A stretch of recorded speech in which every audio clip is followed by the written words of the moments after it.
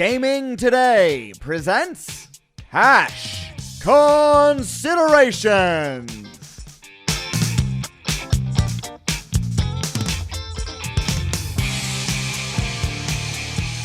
Welcome to the Cash Considerations podcast. Today is Thursday, June 4th, the opening of Las Vegas and the reopening of the Cash Considerations podcast. So we have the crew on hand and a special guest this evening. Let's start with the regulars. Together in one square, one microphone, two guys. First, we'll go at %Berg. AB, hair's looking good, man. What's up? I'm just in the middle of auto hell, in like automobiles. So I'm already triggered. It should be a fun show for me. Buying a car in the pandemic? Yeah, trying to get a used car. The old car is starting to go, and it's time. And I don't know how you all feel, but it's the worst experience that there is on earth, as far as I'm concerned. Yep. Probably a lot of people thinking the same way. Speaking of worst experiences, there's Mo Toy Pearson right there. These takes off of the grand reopening. Mo, what's up, brother? Recovering. I don't know. It was great, man. It was like people shoving to get back in and ready to spend their unemployment money. It was pretty wild to see, but I was drinking for the most part. So okay. Yeah. And in between work shifts. So you're still a man, you're still young, you can still do it. I'm all over the place. Yeah, man. We got our guy here, HB, Howard Barish, the managing editor of Gaming Today. Big edition today of the paper. People all over the place, all over town. What's up? Hey, we had boots on the ground in about a dozen places. Started last night at midnight. We were at the D, keeping our eye on Mo and some of the cohorts down there, some of the station casinos. And then as the Strip and other places opened up in the morning, I was at South Point. I actually did a story myself. And everybody can check it out on gamingtoday.com. Special edition. Excellent. Producing the show is Reynolds. I am Reynolds 2305.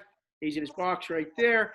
And joining us tonight, special guest, friend of the show, KW,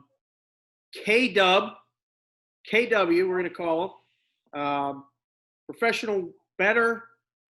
You know, the guy's wired in. Professional idiot. This guy sucks, man. KW. It didn't take long. Welcome to the show. Oh, man. I can definitely tell I'm back, man. We haven't missed this since the last. So, KW is in Colorado. Just recently got there from Vegas, and we're going to talk about the market and what's going on just in general, basically, from the Vegas perspective. And you're in a new market, emerging market that just opened but didn't really have sports. So now you're starting to see it with at least KBO and things like that. So we'll get to that at the end. Format of the show tonight's going to be this. We're going to just touch on some NBA stuff, what they're doing with this plan. Last week we had Junkyard Jeff Davis on to discuss the NHL. KYD. We covered pretty much that. I just wanted to mention one thing about that and just get the guy's opinion. Major League Baseball, we'll discuss because it looks like we're going to keep talking, but I don't know how much closer we are to actually getting the baseball games. NFL is K-Dub's one of his specialties, so we're going to talk about the NFL a little bit, pick his brain, see where we're at. We'll go to the fight guys, at least for the main events of the UFC, and then we'll get out of here. So without any further ado, let's get to this. Oh, the show, at GT Cash Consider on Twitter. Forgot about that. So follow the show, share the show, rate the show, review the show. Guys, I don't know if you're paying attention. We're getting actually listens from all over the country and views on YouTube, on the Gaming Today YouTube channel. So the number of followers has increased there. Keep doing what you're doing. It's much appreciated, and it's allowing us to expand the show. So, NBA. Looks like it's going to be 22 teams. They're going to Orlando. If you look at it, there's 9 Eastern teams, 13 Western teams, and there's 6 spots clinched in the East, with Brooklyn, Orlando, Washington, who's 5 games out, actually competing for the last 2 spots. In the West, there's 13 teams playing. Let's get to the East first. I guess the question is, with Brooklyn getting healthy, are they live, AB? I mean, like to It's win a only, series. it's only if they play. I mean, let's be honest. If Durant and Kyrie play, then then the 60-1 that we put up today, is real. And if not, that's fine. Like we're not going to give out 300-1 on a possibility where Durant's locked in, and then all of a sudden it's like, oh, the Nets should be like a 2 seed in the East. Like, not dealing with that. So there's just no point in booking things like that. I mean, yeah, it's probably safe. You're probably fine doing it, but I'd rather not be on the hook for 6 figures to the Nets because of it. Yeah. No, and that's the thing. It's funny because when you get ahead of it like that, I mean, 60-1 is a fair price. It doesn't have to be anything higher than that, and they're still going to bet it. So you always try to find that number. We talk about that all the time on our side of the counter. What we're trying to do is just find that number and then, allow people to make plays. So, well, and I don't know who it was, but somebody tried to tell the layman that it's like, you got to recognize that sometimes it's like a 0.7% move to a 1.6% move in the hold. So it's not really that much of a move. It just looks like that to a guy who's going to bet, $100 or $1,000. Like, clearly that's a big difference, but in the scheme of things, it's not a big move. Right. Yep. The West is a bit of a mess. 6 spots clinched, with Dallas only having to win 1 game will clinch that 7th spot. So all these teams are playing for the 8 seed. Memphis is in it. You got Portland, New Orleans, Sacramento, San Antonio, and Phoenix is still mathematically alive, but not realistically a real option, I think, to make it. Saw some big odds. You guys put up some big numbers on those. You're not really going to move those, right? I mean, you can let people bet those 2,000-1s and 4,000, right? Yeah, because even if, say the Suns get on a run, I mean, the amount of mountains they have to climb to get to the finals is massive, and it's not the type of team that's shown that they could do that for an entire series. Because from what I've heard, at least, I don't know what teams are involved. Right, yeah. I have zero idea what's happening. It's a total mess. Like, I don't like what they chose to do. I think it would have been way more fun to have, let every team play 1 game. And if they win, they get to move on. And, from 15 to 14, they play each other. If they win, then play the next team. There's just no creativity, man. It sucks. And now the finals are going to end in October. Anyone's going to care at that point when the NFL is in full swing. Michael Jordan was October 12th is the day. It's a Monday night. There's a Monday night game that'll be up against it, actually. Right. They're going to have a possible play-in game for that, 8th seed, which is the only innovation. There's a tie, right? If there's a tie. So something like that, they're going to have a play-in game, but. Yeah, again, it's just something that I found a little bit interesting and wanted to touch on. Kyle, is this anything that you would actually look at betting as far as futures right now? Because I know you like to look at the futures. Is this anything with the NBA, still with a sense of uncertainty, but there's got to be numbers, or maybe is there anything that you would look at that there's value? Honestly, as far as the NBA, I have not been looking at any kind of futures with the NBA, and completely focused on kind of the small market stuff right now. Right. But not to backtrack on going back to that Nets conversation, but it's actually really funny you guys were talking about, taking long shot odds on the Nets or whatever, you don't want to have that kind of risk. Obviously I used to work at Circa, for those who don't know, but when I was in the risk room, it was actually really funny because the night that they shut down the NBA, whenever Rudy Gobert, got the virus, I'm sitting there working and someone is betting the Nets in the kiosk, $1 bills, not $100, $1 bill. And he just kept betting $1 bills. And I was like, what? And then just a light bulb clicked. I was like, this is genius. Not the $1 bill part, but that was a great thought. I was trying to fly under the radar with the ones. Georges. AB's Still at the turning them in. kiosk. The Georges, yeah. I'm gonna keep calling with the Georges until they stop. Nice. Well, Then I'm going to the club. That's it. Yeah. the guy's live with the Georges on the Nets, so at least whether he got $5, $10, who cares? Who knows? He's got tickets available, so that's pretty cool. Real quick, we'll just jump to the NHL. I just wanted to mention it and just get a random thought. We touched on it all last week and how they're going to lay it out. The recent development is they're going to reseed after each round. And I wrote here on my notes, is that a good thing or a good thing? Like HB, reseeding would work perfectly, right? I mean, this is something that I think actually is going to make the playoffs even more enhancing. Would you agree or disagree? I agree in this more condensed method. Absolutely. Yeah. And I think, I mean, AB, they don't do it in the NBA, but would that interest you if they did in the NBA? No, because there's never any reseeding necessary. True. Exactly. You're right. Yeah, the dogs But- never win. Yeah, I mean, it was cool like that they did that back in the day with the NHL. But as somebody who's always been pro rivalry, like I like the newer NHL format, but obviously with the circumstance, they had to do what they had to do. But at least I like their decision of how they approach things versus what the NBA did. The NBA, it's just, I don't know, it's kind of boring. Yeah. Yep. That's all I really wanted to touch on there with the hockey. We if you have time and you want to go back and listen, Jeff really broke it down pretty well with us and what went on and what's going on with the numbers. There hasn't been much movement. There's just not a lot of interest in it right now. It still seems kind of out there, and there's been a lot of other things going on. So speaking of other things going on, MLB, he just rejected this 114-game season proposal. A mess of disagreements everywhere you look. Man, No one cares. Mo, do you think you're going to have baseball? I don't know. I mean, I felt like I was on board with it coming back, but looking at what I just read about the statement today, and it just seems like everyone's confused. They're, one side has their own deal, and obviously the salary's getting involved.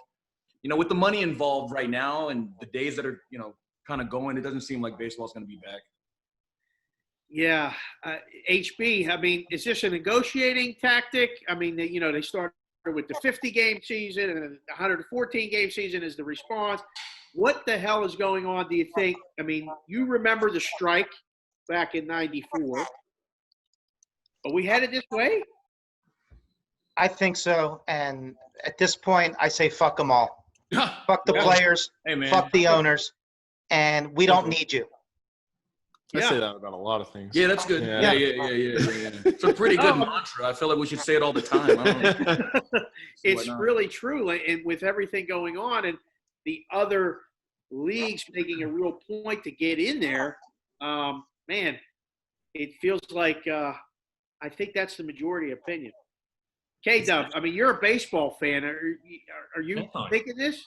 No, it's actually crazy because, I mean, I'm not sitting here like following it every single day, so it's nothing that I'm completely tuned into, but just based on everything I've seen, I would definitely know. And it's crazy because I definitely wanted to put this out here. I was just on Bet Online just a few minutes ago, and the no price on the season is is minus 300 for a season Wow. for an MLB Any season. season. Just based on what I've seen, I thought that was pretty crazy. I would have leaned towards no if There's still so much money, I think, is the thing. At the end of the day, like, do the owners and players want to make zero? I mean, I think Right. that's where somebody will eventually say, all right, Yeah, they can't find like the middle ground. Yeah, Like, yeah. it's like hot hit or miss. I'm all for Like, less games. Like, baseball would just be so much better. Like, it would be so much more entertaining if, like, they had to do like a cramped 40-game season. I would be all in. I'd be like, this is amazing. Like, Yeah.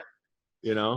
Well, the games Division would games fucking only count. or Like something, most right. of you're Yeah. watching it because they all count. I know. You're not watching game 58 and sweating it out unless Yeah. you're a diehard fan. You're like, dude, the Marlins are 9-1. yeah, man. It's fucking unreal. Hashtag raise or die. We could get that going quick with an 8-2 start out of the gate. That would be pretty good. Snelly. Oh, he ain't gonna play. All right, I'm Uh, out. I'm done here. I'm done here. Snelly's out. Now it's Uh, raising COVID. The only baseball we got is this KBO. Oh man. It's live. It's really lucrative for guys that are betting at K-Dub. I mean, I know you're playing it. We were talking about it before the show started. The lines are flying, right? Oh, they're everywhere. They're everywhere. Like I was saying before, it's something you would bet on a college football or something, an amount that may move one sports book a half a point will move the entire market 40 cents. It's crazy. I mean, not that that's a surprise to people that understand markets, but it's pretty insane watching the KBO. It's like the MJ one-handed ball fake. He would do that, and then all of a sudden everything's happening. The guy's like, "Nah, I still got it." It's the markets are insane. The things are moving like crazy, and you're just staring at it, going, "Nope, that one's not real." Yeah, it's crazy because it's crazy. I'll bet one side of it, and the market will move, and it's just like, man, I like the other side now. Yeah, exactly. Not the other side, kind of like we talked about pre-show, but yeah. I mean, just got to lock in the position for me, and hope for the best, I guess. Yeah. Well, you can see when you're really looking at the lines that's going on, and it's funny, from the other side of the counter, how much do you move it? Do you move it at all? Do you take a second hit?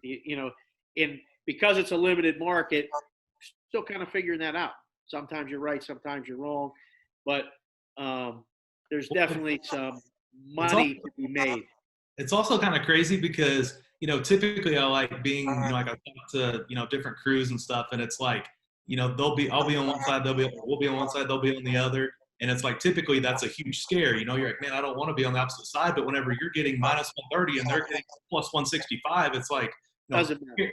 you're like, I would probably be on the other side too, So it's kind of an interesting time to be betting baseball. Yeah. Well, enjoy it while it lasts, because it's, what happens usually in this situations. It doesn't last long, and decisions are made, and you got to find new outs. All kinds of things happen. So we'll leave it at that. I'm not putting it on it. Hopefully you can ride out the whole season doing it. Speaking of whole seasons, let's touch on some NFL. Oh, the king. Now we're talking. Yeah. I don't really know where to begin. I'll just go with this. I mean, because we did this show way back when, and we had a great discussion about Super Bowl futures. And, KW, you've had a nice little run in the past few years with teams getting to the Super Bowl, winning the Super Bowl, big numbers. Have you done any football work yet, basically, and have you dabbled in any futures? Let's start there. I've done, I would say probably 30 to 40% of what I'm going to do. I have not placed any futures as far as Super Bowl, but I bet some week one lines, some, win totals, things like that. I was actually looking before the show for probably, I would say a couple hours. I haven't made, like I said, I haven't made any bets yet, but while we're talking about futures, one that stuck out to me that I'm going to research a lot more, I'm expecting AB to fall back in his chair right now, but I kind of think the Browns are super undervalued this year. I'm all about, like last year, there was a lot of hype on them. People were buying them. They're so cold on them this year. No one wants to think about them. The price is super low. They have a new coach, and I'm pretty high on him, Stefanski. I think. Still don't know who that is, by the way. I mean, it's been like fucking 5 weeks since we did that show. He's gonna be holding up the Lombardi, and you're gonna go, "Who is that?" I don't know this man. I've never seen him in my life. Sorry about interrupting. Go ahead, Kyle. No, you're good. I just typically with futures, man, I've just found the most success is just, when people are not, there's no hype behind teams, because that's whenever you're going to find the best value on teams. Like I said last year, I think the Browns got down to like 15 to 1. 10 to 1 in places, sir. 10 to 1. That's absurd. You're talking about a huge unknown, but now you're getting a team that's better than I can assure you they're going to be a lot better than they were last year. And you can find them at, I saw 40 to 1. I haven't checked, everywhere, but I looked at 2 or 3 books and I saw 40 to 1 out there. I think they're going to be much improved, defense much improved, O-line improved. Baker's still on his rookie deal. That's my number one thing I look at when betting futures with guys on rookie deals. But maybe actually you want to say something. Do you look at a ticket like that though as like I'm gonna hedge off of the Browns? Like, I mean, it's really hard to go from like no playoff experience to win the entire thing. Like Sure. That's my only caveat, I guess. And I agree with you. I think the Browns are a playoff team this year. I just have a hard time imagining them winning enough road games to get to win it.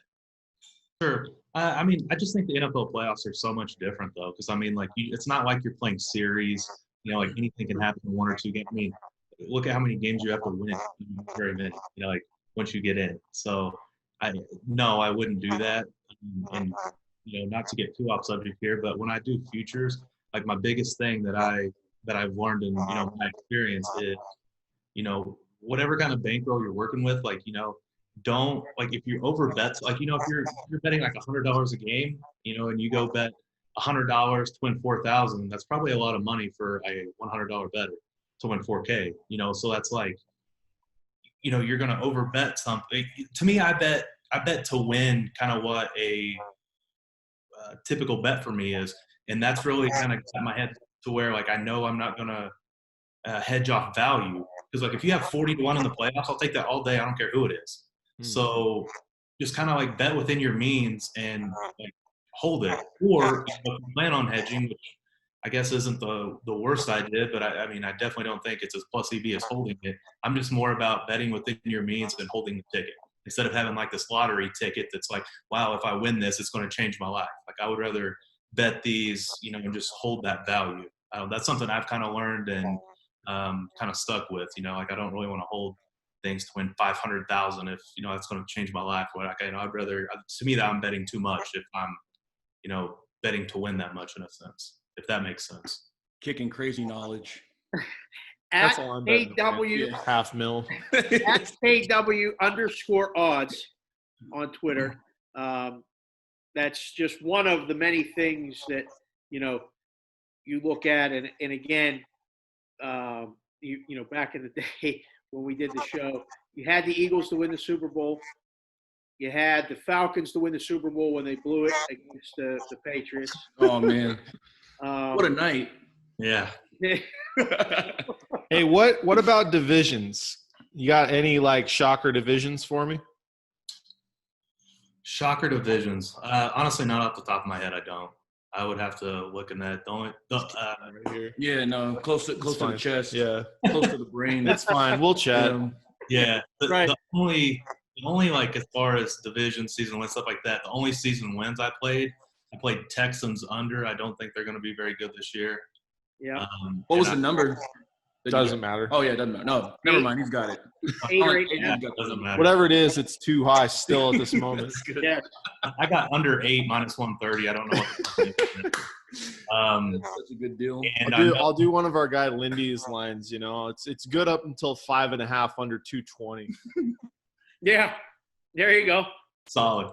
And I know I'm going to sound like a Respectively. broken record here, but I'm on the Chargers pretty big again. Over. Yeah, I've seen over. some big Chargers bets actually today. Crazy. Yeah. They're Alternate going to have the best O line that they've had in I would say at least 10 years. I would say 5 confidently for sure. They haven't had a better O line in the last 5 years. Who's going to play quarterback? Tyrod. Yeah, nice, good call. And I think Phillip Rivers is pretty washed, to be honest. So I think it's an upgrade, as crazy as that may sound. Hater, Um, crazy hater. That's wild, dog. Hey, Mo, Yeah. I know who your division sleeper is. Oh, of course. Good call. You already. It's a brain wave. They're probably going to win like 4 games. Don't play poker. Yeah. Who is it? It's got to be the Cardinals. Of course. I don't know any other way. It's not the Cardinals. Oh, the Cardinals are my Browns of last year. Way overhyped in my Oh opinion. yeah, right. Yeah. Okay. Give it about a year or two. um, For my sake, they might be good though. Interesting. Kyle, one of the teams that could fit last year's Browns as well, at least with the hype. I don't know how you feel, and I'm going to ask you. Tampa Bay. Ooh. I mean, a lot of people are punching their ticket for double-digit wins. Kyle's got him. I actually had him 60. Oh, yeah, he's already got. Oh, yeah, he does have him. I actually had him. He's fucking got him. Oh, sick. Yeah. Super Yeah, Bowl? no, but at the current number, I completely agree. I mean, 60-1, I would take all day. Right. But no, I do think they're a little overhyped. One thing I did see today that Bruce Arians came out and said they're going to run 12 personnel. I think that's going to be massive for that team. I really do. So, I mean, they're going to control the clock, control the ball. They're going to run 2 tight end sets. I'm hoping they get O.J. Howard more involved this year because he's a monster if they can just get him going. I mean, having Gronk and O.J. Howard, even Gronk at 70% of what he once was, I mean, I would take that all day. Defensively, I just think they're going to be able to be in game because their defense is so strong. But I think 12 personnel, like I said, is going to be massive because they can grind it out, use that defense. I think they're going to be lower scoring games. They got my guy, Keyshawn Vaughn from Vandy. And always dropping college football knowledge. No, that's my guy, dog. People are going to know his name when Brady's throwing him 3-yard passes that go like 60 yards. I've never heard of the guy. Oh, Yeah. Sorry, man. He was on a roll. K-Dub was Howard on a and Gronk could rekindle like the Hernandez and Gronk days, like when running those double tight ends like that with both weapons being, I mean, Gronk is obviously not what he was, but it's going to be, if that's the offense they're going to run, Tampa is going to be able to really score points and control the ball. Yeah. I just think, if you haven't bet it by now, you missed it. It's 100%. I wouldn't touch it with Mo's money right now. Oh, what money? That's why that's not even a joke. Like, that's real. That's real stuff. After the casino reopening, yeah, that's He had to rip me for that. That's crazy. So you mentioned week 1 action. Is there anything that really the Browns are 9.5-point dogs to the Ravens. There's some big numbers in week 1, but was anything that you want to divulge, at least just to, whether the number's gone or not, there may be a couple of things there that you saw that you like that you want to share? I personally haven't really seen anything enough to give out like on air. Maybe something to joke about off air. But yeah, I'll probably get into that stuff soon. I just been so locked into college football coming back that's like the only thing I've been reading about really. So I don't want to embarrass myself any much more than I already have. Who wants K-Dub. to tell him? K-Dub, how about you? Yeah, I have I've placed 4 bets so far, week 1. One of them I wouldn't recommend. One of them I wouldn't recommend because I played the Saints -3.5 and -4, and I just want no part of that right now because of That was a classic moment, by the way. thing.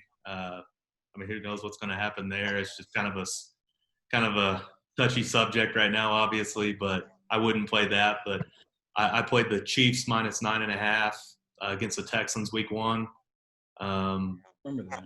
And that's just kind of a medium move for me. My 2 favorite bets. I love the Broncos week 1.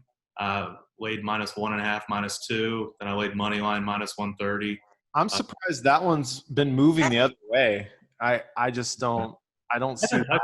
I didn't touch it in the market. I just kind of bet it on some off-screen local out stuff like that. But Right. not trying to touch the market before obviously before larger limits come in. But and then it's all. Another thing is I feel confident with that one. But one of my favorite, actually probably my Broncos are right up there, and then my second favorite, or probably tied for favorite, would be Cowboys and Rams over. It's 49.5, 50, but that's something to also be cautious with because what's going to happen with training camps, coronavirus. I bet it for probably a fourth of what I would have by now, just because what if they don't get the training camps in that they should, stuff like that, and the offenses aren't fully prepared like they would have been for week 1, things like that. So I'm just kind of hesitant. I'm not really firing quite as much as I would have, just because I want to see what happens. If it gets closer to time, I would almost rather take a worse number and just feel more comfortable, that they got full training camps in, everything was normal. But on that Cowboys Rams over, 51's a key number. If you can get it anywhere, under 51, I think it's good. It's 49.5 and 50 right now. Yeah. His answer was way better than mine. Wasn't even close. He smoked my shit. My How God. hard is it? Because normally, like you said, you maybe would be betting more or have more bets. with everything being so uncertain, it affected the amount you wagered, or just the number of maybe plays that you could be maybe more restrictive of? Not both, really. And it's also affected my research. I mean, it's maybe as silly as that sounds, like I just kind of want to wait. And, you know, like I don't know, I don't want to put a lot of work into something that, you know, that's may not happen. Like, I'm very confident the NFL is going to happen, but we don't know. I mean, maybe they push it back to October. Maybe they limit the season. I mean, we don't know. So I'm kind of just trying to wait till we get some more, you know, it starts getting mid-July is kind of my target date to completely dive in. Okay. I hope when I can have some confidence then, you know, to have a full season, and then, you know, week 1, be able to dive in, you know, futures, be able to dive in a little more. But I'm just, right now I'm kind of focused on some smaller markets right now. And like I said, you know, dive in more once I get a little more confidence. Right. All right. So Mo, we got your take, at least on, you know, NFL. Simple. HB's out popping around, following casino openings and anything. You haven't had time to really look at any NFL stuff, have you? I have not, so I won't embarrass myself. But I'll just agree with Kyle's premise that, you know, with everything that's going on in the world, how could you really do a deep dive if you're a serious player? Everything's so uncertain. AB, anything pop to you as far as any wagers that you've seen or anything? Not in the NFL, not yet. Right. Yeah. We had somebody in Mississippi hit a kiosk for Stafford passing yards. Which Nice. I was happy about that. We gave that one out. You gave that one out on the show. Well, I like him for MVP, which is a longer shot, but I just thought the price was terrible. 100 to 1 is ridiculous. That's just way too high for a guy that was on pace for 5,000 yards. And it's, you know. Blue collar guy. Detroit. Yeah, you bet. Right. I've heard the Galladay. You're going to hear that all season. Yeah. Might win the division, Kyle. They could. Dude, they seriously could. I wouldn't be surprised. No. Who, the Lions? I wouldn't be surprised. I mean, like, I'm not saying that the Lions are great. I just think the Packers are super overhyped last year. Right. Bears, I mean, Who knows? Vikings. Vikings are just going backwards. It's just more that there's not a great team in that division, in my opinion. Bingo. Right. Not Yeah, that the that's Lions fair. are that. That's fair for sure. All right. Anyone else want to touch anything or ask Kyle anything about the NFL while we have him here? Ask Crack. Ask Crack. One of our best. Had to be done. No, he's loving it. He's absolutely loving it. Oh, man. I'm so glad you said Ask Kyle. That was incredible. Yeah, so I good. forgot about the Ask Crack story. You got to go back and listen to the old show. There was just an incredible story from our friend Bill Krackenberger and K-Dub and the boys listened to the show. Oh, man. It's actually funny because I was at Tropicana leaving the sports book, and I was actually driving out of the parking lot, and I seen Gil walking by, and I've never met him in my life, and I think I told you, I told the story on the last one, obviously, but I tweeted him, and was kind of telling him about that, hashtag Ask Crack, like they ought to fix that. And when I ran into him, I said, "Man, that was the funniest thing ever." I was the one that tweeted that to you or whatever, and he just started dying laughing and remembered. That was like a couple years later at least, and he remembered. He had a pretty good laugh. Ask Crack. That's great. All right, well, let's give the fight guys the forum here a little bit, and UFC 250. The last event, Woodley was the favorite. Didn't get there. Main event. I think he lost all 5 rounds, right, AB? Pretty much. Yeah. One guy wanted to be there, one guy didn't. Right. And when that happens, It became it's pretty evident. pretty simple. Which is the opposite of what we heard, leading up to it. Yeah. Yep. And actually, Reynolds broke it down pretty good on that fight. Said, he had no idea, staying away from this fight because he had no idea who was going to be there, either one of those guys. And obviously one was there and one wasn't. But the trend in the UFC since we've had events without fans is that I think it's 5 straight, the main event, the dog has won the fight. Yep. Damn, that's crazy. We got the co-main events, I don't know if they're co-main events, but I'll call it that way because we got one female fight, one male fight. But the females, Nunes minus 600. Is Spencer at all live at that ridiculous price? Yes. You think so? Look, I like Amanda Nunes. She's the greatest female fighter of all time, but that price is way too high for her, for somebody that has a very suspect cardio tank. I mean, if you look at it in the Germaine de Randamie fight, she went really hard for the finish and didn't get it, and then she had to pretty much just coast the rest of the way through the fight. It was the same way when she fought Valentina Shevchenko the second time, is that she's very conscious over the fact that if she exerts herself early, she will fade hard. It's what cost her in the Kat Zingano fight, and it's what almost cost her in the first Valentina Shevchenko fight. So you ended up with her just playing pity-pat for about 5 rounds and escaping with a split decision in that fight.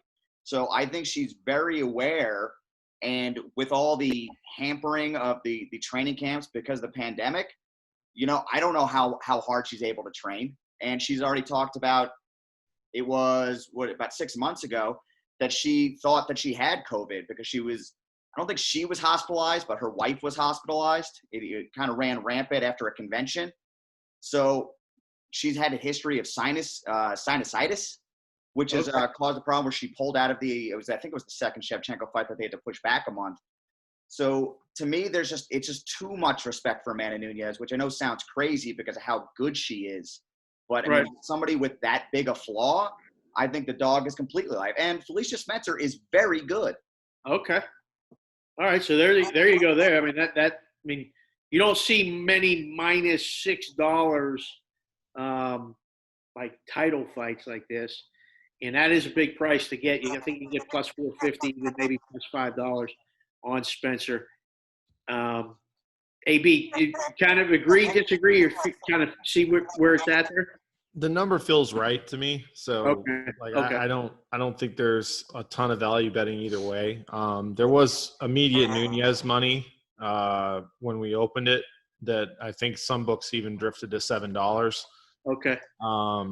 Open like $5, right? What's that? Did it open $5? Yeah, it did. But Reynolds is right. I mean, that's the thing about Nunes. It always has been. If she can't put somebody away, now the other girl has a chance. My thing is, I don't know. I feel like if this fight happened in 2-3 years, like Spencer's going to win for sure. Like that's just, I feel like she just needs a few more, a few more victories in the UFC, just, having certain things happen to her. But if she beat her, would I be surprised? Not really. Right. But I think to Reynolds' point, I think if she does beat her, it's that she catches her like late in the fight or, just ekes out a decision. Right. Really hard to take 3 rounds from Nunes, I think, is the problem, unless there's some 10-8s involved late. But I definitely wouldn't be laying $6. I can tell you. Right. You guys leaning over on the fight? What's that? I don't know what the number is. It's 1.5 minus 90. Yeah. Total. Big favorite.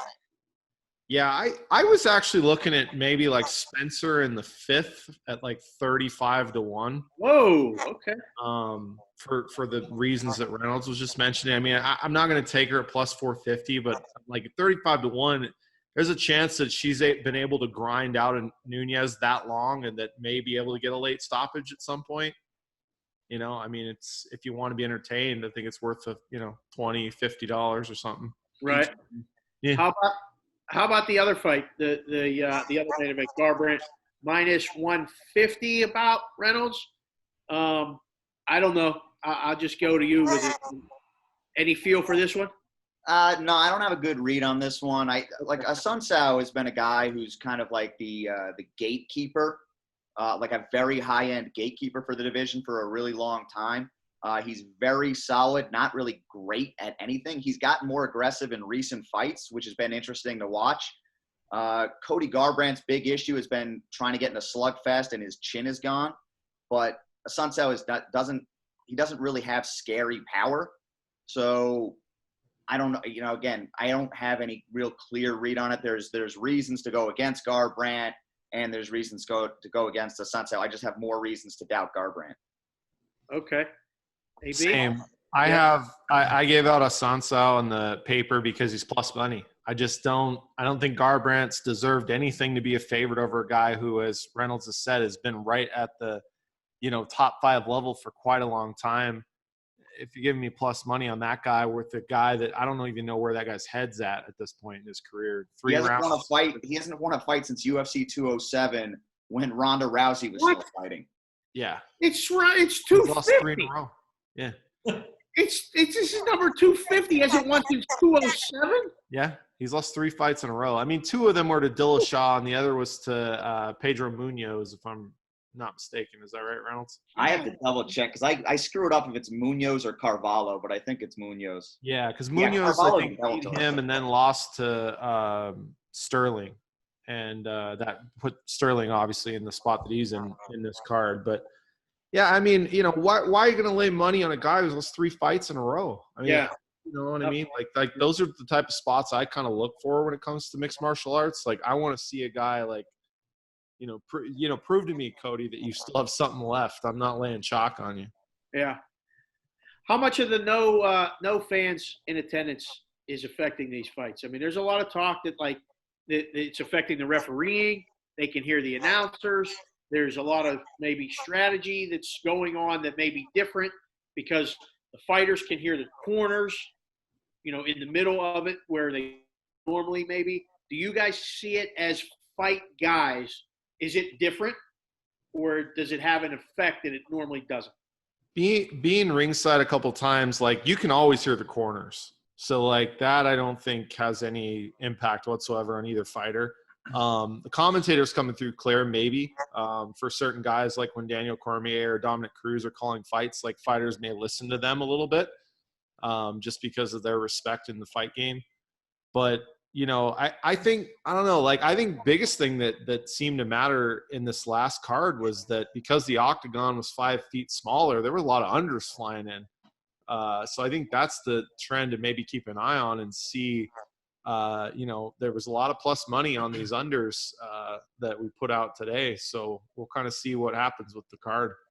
Well, the finish rate is substantially higher in the 25-foot cage versus the 30-foot cage. To your point on the no fans thing, to me, it just depends on the fighter, because there's some guys that show up in practice and their practice warriors suck in the game. So maybe the pressure is off with there's no fans. As far as the corner thing, I think if you're putting a lot of stock into, hearing commentary, it's because your corner sucks.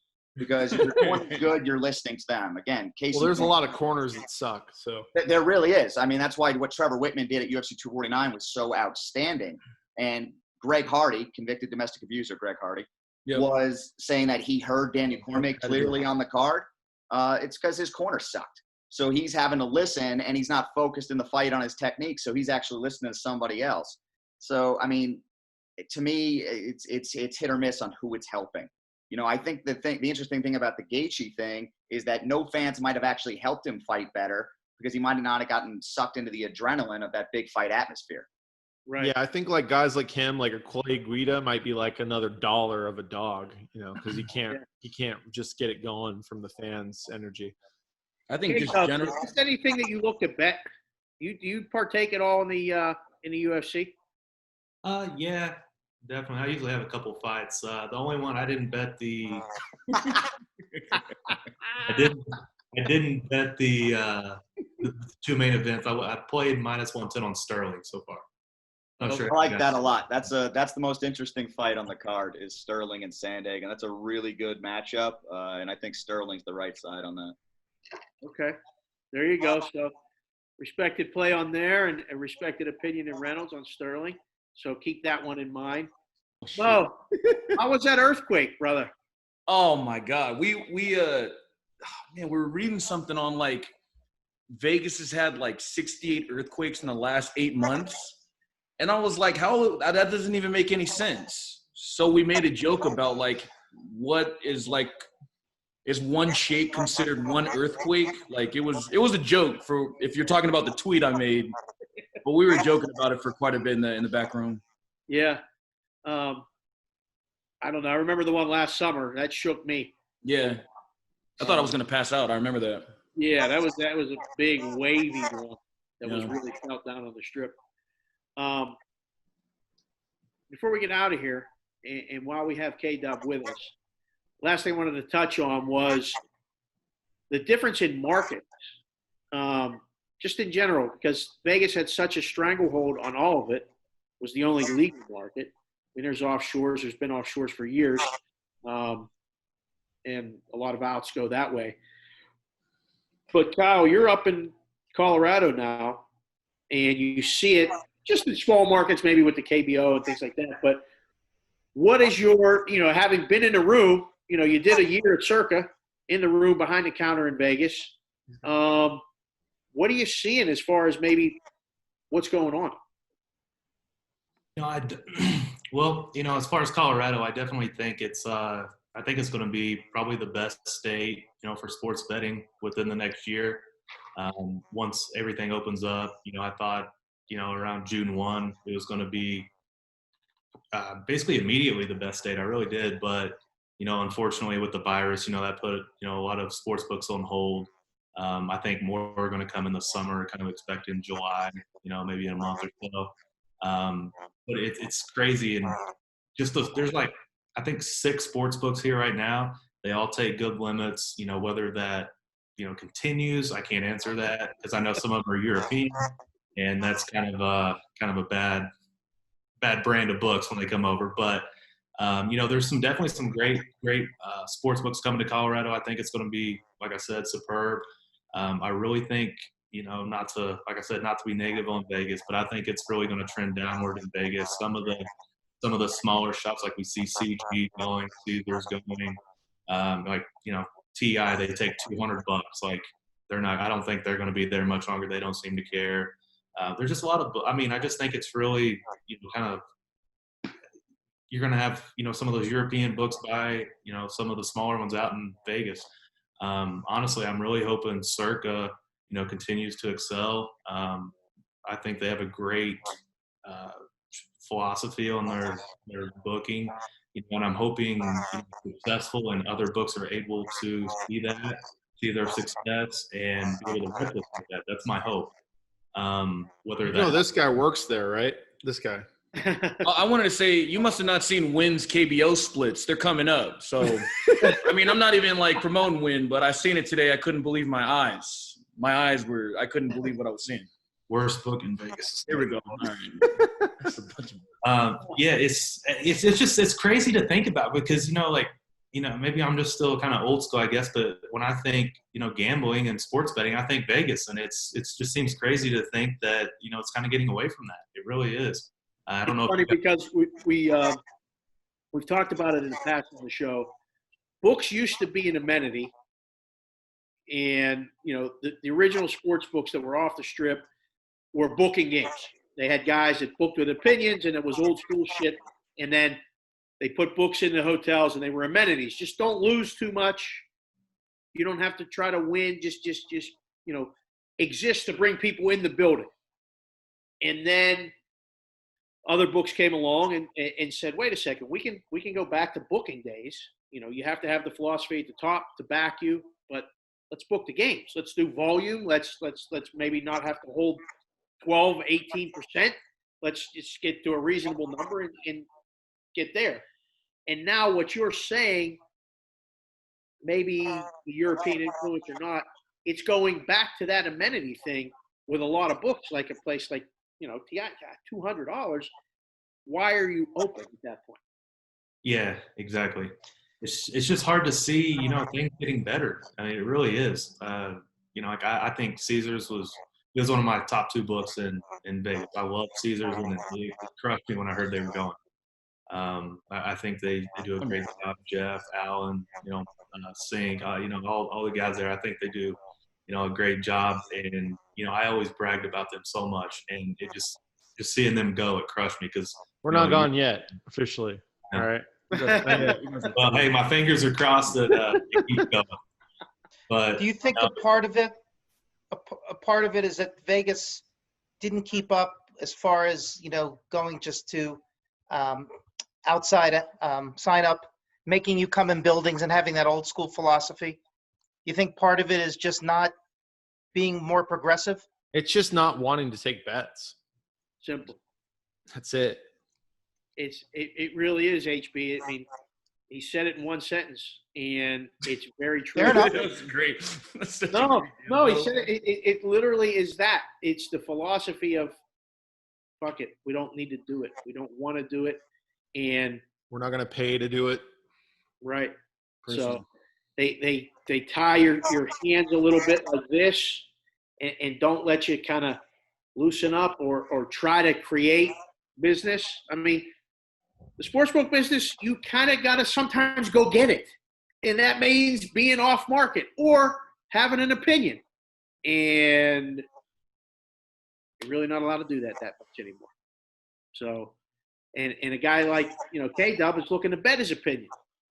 Well, we want guys like K-Dub and all the other groups to fire away. And if they're all on the same side, we got to move and try to get that other side. And that's where I think the market's changed. The other side doesn't exist as much as it used to. It's hard to find that other side because everybody's smarter. There's a lot of homogenized numbers. So it is hard. Like, you used to be able to have a game 9 and somebody would bet it. You would go to 10, you'd get a bet. Now they lay the 10 and you got to go to 11 to get the other side. Be first one to get there. So, College hoops, man. Oh my God. college hoops, Balls forget of it. hell. I've had College men hoops is that an told me. absolute nightmare. But Here's Go a ahead. question for you guys. And maybe it's just a thought. I don't really have an opinion How either does way. Mike? He's about to rip us. He's about to Do rip us. you guys think that it has anything to do with like maybe a talent pool at all, or do you think that's kind of? Partially. Because and I don't know every single risk guy. Don't get me wrong, but I could probably count with the guys I know, maybe 5 or 6 guys that I think know what they're doing. Could that be it? People are just taking over that don't really understand. I would say the number's a little bit higher, but I think that Yeah, I just meant me personally, but yeah, that I knew. fair.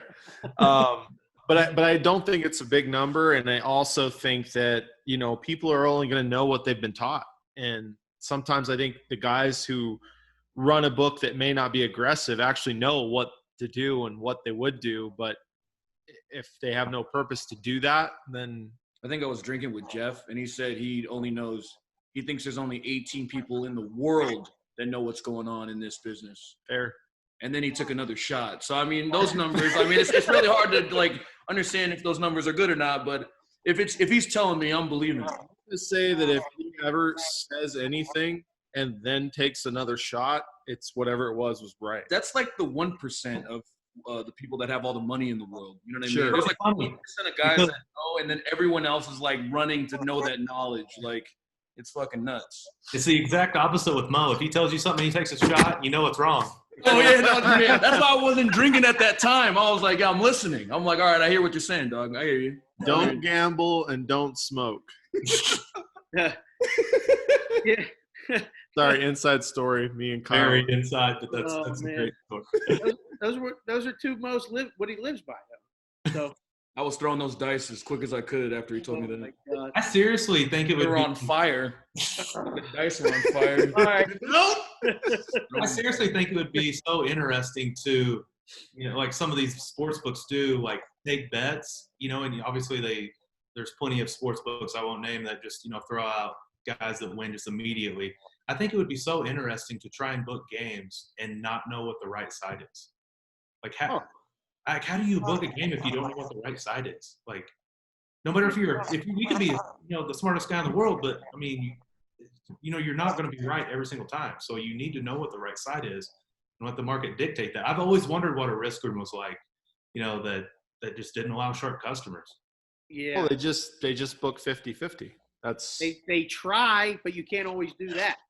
yeah. Some don't care what the market number is, No. and that guarantees that you'll get to 50-50. Right. Yeah. You might lose on both sides. That might happen too. Yeah. Well, right side, wrong side. Let's wrap this thing up here. K-Dub, thanks for joining us at KW_odds on Twitter. welcome to Colorado. Hopefully we'll be able to have you on the show again. But thanks for joining us tonight. Much appreciated. And keep doing what you're doing. You know, Thanks for having me, man. Always follow glad to do it. we'll follow along on Twitter, and you know, you more than generous, like giving out plays and talking about what the right side is, things like that. So a must follow on Twitter for you guys that are listening. HB, sign off tonight. Anything you got at Gaming Today News? Anything you want to pop here? Be real quick in like 30 seconds. Just welcome back edition. Good coverage. I hope things settle down in the world and everybody gets some perspective and remains calm, and we can proceed. Yeah, well stated. We went from riots and you know, people getting shot and stuff getting destroyed to opening up casinos in a very civil way today, with, you know, heat checks and somewhat social distancing. I'm not sure about the. They should have a Dion Waiters thing at the very top of those every time that you get your temperature taken. Should be the Nice. Dion Waiters fever Or measure. like a Lillard time. Lillard. No, because then you're always hot. Okay, well that's fair. AB, anything? Kyle, Falcons 11 wins, 9 wins, 7 wins, 5 wins. What is the most likely scenario? 2. Oh my god! I'm going 5. Excellent. I'm going 5, most likely. Excellent answer. If I do say so myself. God, let it be. I love it. 2-14, I would be so happy. They're going to make the playoffs as a wild card because you're down on them. I'm telling you. Good stuff. AB's been on it for years. They're going to make the playoffs this year. I'll be flying there with a shovel and some extra dirt if they need it. Get the gasoline going. That's at %Berg. Motoy, at He These Takes. What do you got on the way out, brother? Oh man, if anyone's listening, go to the casinos. I don't know what a pandemic is. You been to Boulder yet? No, I haven't. But Oh, I'm wow. gonna make my trip to my home away from home. But yeah, man, you know, get out, enjoy yourself. I mean, it's obviously gonna be hot, but yeah, it's gonna be nice. I'm happy that everything's opening up personally. So Good. that's how I feel about it. Excellent. At He These Takes. Reynolds, I am Reynolds 2305, producing the show. Had some good UFC takes there. Appreciate that. And I am going to just leave you with this. Enjoy the comeback. Soak it in as best we can right now. God forbid anything goes back to you know, we have a setback. I don't even want to talk about that. But it just is a relief to have a little bit of normalcy back. And hopefully we go in this direction rather than this direction. For those of you that are listening and not seeing it, I was pointing up for the good direction and not down, because I fucking can't take any more down. I just don't want to hear it, see it, talk about it, listen to it, debate it, or just have it all just be part of it. So let's go from here and get out. At GT Cash Considered for the show. Thank you for listening. We'll hopefully join you next week, and who knows who's next on the show. But thanks again for joining us, and thanks for listening. We are out. Do you love Kyle? Shit, that's like the only person I don't love. I get a text about 2 a.m. 3 times a week. I love you, man. I love you. No, come on, dog. That's a trade secret.